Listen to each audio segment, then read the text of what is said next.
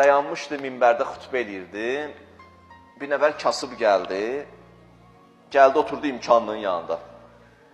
İmkanlı da biraz gördü, kasıb çəkdi paltarını belə bir tərəfə, biraz çəkildi bu tərəfə. Peyğəmbər minbərdə xütbəni saxladı. Dedi, filan kəs dedi, bəli, qorxdun onun kasıblığından sənə keçər, yoxsa sənin sərvətin ona keçər. Dedi, səhv elədim, ya Rasulallah. Dedi, bəli. Dedi, neyniyim? Dedi, bax da.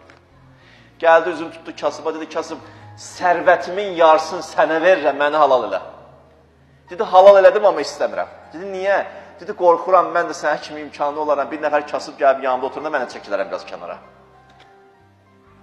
Əlbəttə, o götürsəydə eybi yox idi, ya, imkanlı olsun, elə olmadı, adama deyərlər. Sənə gedi zamanında əlindən tut günə. Yaxşı tərəfə fikirləş də. Hər halda heç onunla da işim yoxdur, o kim idi. Siz Rəsul-i Əkrəmin əxlaqına baxın. Rəsul-i Əkrəmin əxlaqıdır bu. İnsanlarla davranışıdır bu. Keçdim ondan.